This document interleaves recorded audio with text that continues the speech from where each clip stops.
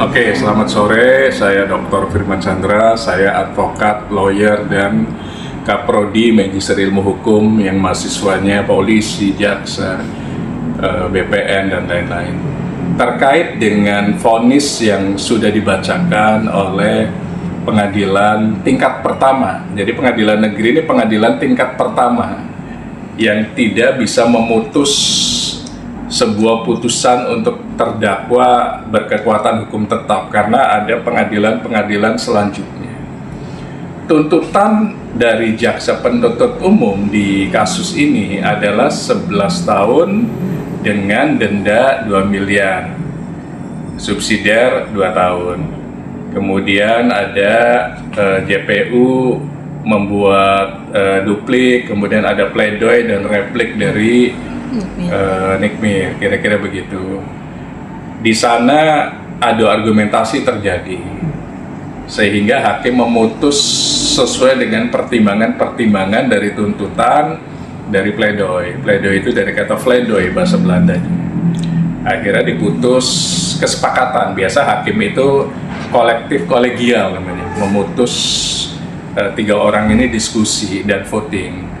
Akhirnya diputus 4 tahun dengan denda 1 miliar, subsidiar sekitar 3 bulan kalau tidak dibayar. Apakah putusan ini fairness? Tergantung dari perspektif masing-masing. Seperti yang saya sampaikan sebelumnya, bahwa putusan ini akan ada 4 bagian, di atas, sama, di bawah, atau bebas. Ternyata prediksi saya yang ketiga, di bawah tuntutan. Namun jangan puas dulu, karena apa? Indonesia itu sama dengan Belanda dan sama dengan Prancis yang menganut Eropa Continental Justice System. Artinya putusan yang inkrah, putusan yang berkekuatan hukum tetap, itu ada di pengadilan tinggi berikutnya sepanjang tidak ada upaya hukum. Kalau ada upaya hukum, itu berarti putusannya berjenjang sampai ujungnya adalah peninjauan kembali. Kemudian pertanyaan berikutnya, apakah jaksa penuntut umum dan atau kuasa hukum melakukan upaya hukum yang namanya banding? Tergantung.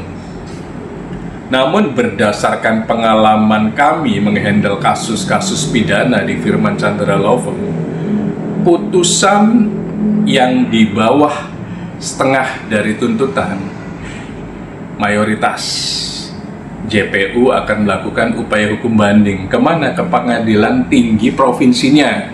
Kalau di Jakarta berarti di pengadilan tinggi yang ada di Cempaka Mas. Kalau di Jawa Barat berarti pengadilan tinggi yang ada di Bandung. Kalau di Jawa Tengah pengadilan tinggi yang ada di Semarang. Kemudian nggak puas lagi masuk ke Mahkamah Agung yang ada di Medan Merdeka, Jakarta Utara. Jadi dikasih waktu nih menurut hukum acara persidangan, Kitab Undang-Undang Hukum Acara Pidana, dikasih waktu selama 14 hari untuk berpikir apakah tidak melakukan upaya hukum atau melakukan upaya hukum.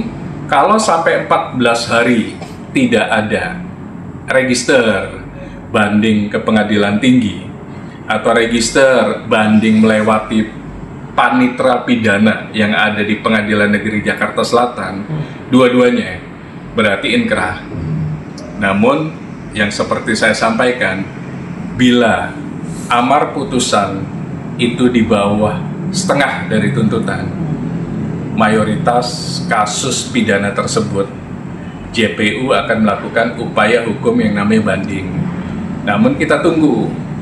Tapi kalau berdasarkan pengalaman kami menghandle kasus pidana, itu banding. Nah, banding itu nanti akan diputus sekitar 3-1 tahun oleh majelis hakim yang ada di dalam Pengadilan Tinggi Jakarta.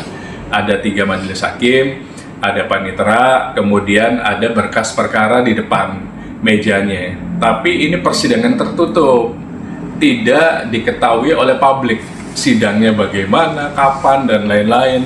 Nanti putusannya itu akan ditunggu saja. Biasanya ada di IKOT. IKOT itu adalah sistem informasi terpadu yang online yang ada di Mahkamah Agung. Yang tahu siapa? Yang tahu cuma 2, jaksa penuntut umum dan kuasa hukumnya, karena mereka terintegrasi di ekosistemnya. Jadi kita tunggu 14 hari, namun berdasarkan pengalaman kami sebagai kuasa hukum, itu kemungkinan besar banding. Karena apa? Putusannya setengah di bawah tuntutan, kecuali putusannya misalnya 9 tahun, itu kemungkinan tidak banding. Tapi kalau putusannya di bawah setengahnya, 10 atau 11 jadi 5, itu pasti banding, apalagi di bawah itu. Jadi kita tunggu saja yang terbaik bagaimana, tunggu dari pihak JPU dan atau kuasa hukumnya.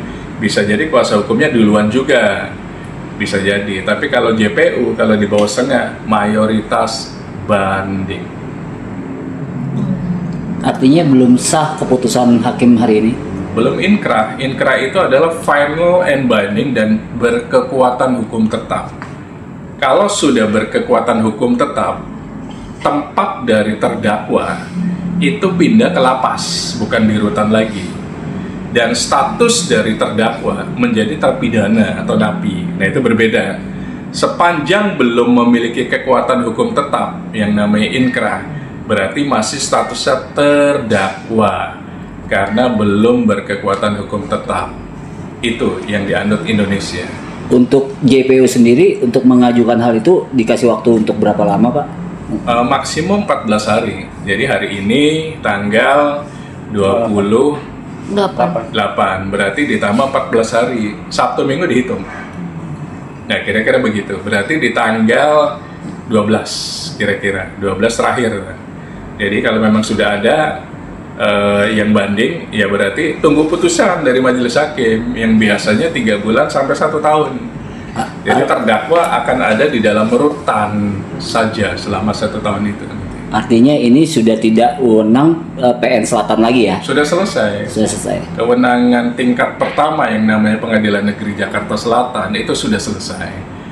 Kalau banding berarti kewenangan untuk memutus kasus pidana tersebut itu ada di hakim banding yang ada di Pengadilan Tinggi DKI Jakarta. Untuk hal ini dari Nikita Mirjani punya hak seperti apa, Pak? Sama dengan jaksa juga. Jadi pihak kuasa hukum itu boleh melakukan upaya banding duluan. Berarti dia harus mengirimkan namanya memori banding. Memori banding kepada Pengadilan Negeri Jakarta Selatan untuk disampaikan ke Pengadilan Tinggi. Kemudian nanti jaksa bikin kontra memori banding. Atau kebalikannya, misalnya jaksa penuntut umum dulu register, kemudian kirimkan memori banding. Nanti pihak kuasa hukum membalas dengan kontra memori banding beserta putusan dan amarnya dan berkas perkara lainnya untuk bisa dipelajari oleh hakim banding dan diputus.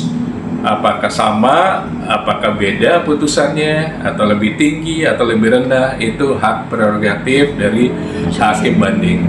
Pak, ini kan majelis hakim memutuskan Niki bersalah karena pencemaran baik dalam IT, tapi menggugurkan TPPO-nya. Abang gimana melihatnya? Berarti kan pemerasan dan pengancamannya tidak ada dong, tidak terbukti dong. Secara hukum, Pengadilan Negeri Jakarta Selatan mengatakan belum sempurna dakwaan pertamanya. Dakwaan pertamanya adalah pemerasan, pengancaman, jungto Undang-Undang ITE, jungto TPPU. Menurut Majelis Hakim Pengadilan Negeri belum sempurna tafsir dari layering uang yang diberikan rumah tersebut gitu.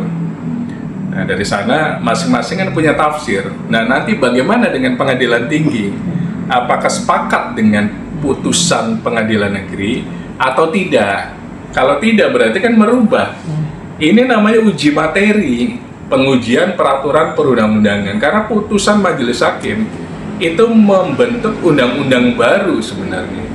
Jadi pengujian peraturan perundang-undangan itu bukan melulu merubah undang-undang dan pasal-pasalnya, tapi merubah putusan majelis hakim yang di bawahnya. Jadi tunggu saja 14 hari apakah ada upaya hukum banding atau tidak. Kalau tidak berarti inkrah. Tapi sepengetahuan kami, sepengalaman kami handle banyak kasus pidana, kalau putusannya di bawah setengah dari tuntutan biasanya JPU akan banding. Pak, terkait ini Pak, JPU yang tidak mau bersalaman, dan hari ini pun juga ada yang menarik, hakim anggota tidak mau bersalaman dengan Nikmir. Adabnya seperti apa sih Pak yang sekarang jadi ramai lagi? Masalah bersalaman atau tidak itu tidak ada irisannya sebenarnya. Artinya ya mungkin mereka harus keluar karena ada kesibukan atau apa, segera keluar gitu. Jadi tidak ada korelasinya gitu. Tapi intinya masing-masing kelihatannya dari perspektifnya mereka belum puas gitu dengan putusan tingkat pertama tersebut. Hakim JPU dianggap baperan Pak, gimana Pak? Kalau hakim dan JPU dianggap baperan, ya masing-masing aja punya perspektif kan. Artinya bisa jadi betul, bisa jadi tidak. Jadi tinggal nanti apa yang dilakukan nih oleh JPU. Tapi intinya tugas majelis hakim di pengadilan negeri tingkat pertama itu sudah selesai. Tinggal kalau ada upaya hukum, berarti kewenangannya pindah ke hakim banding di pengadilan tinggi. Satu lagi, Abang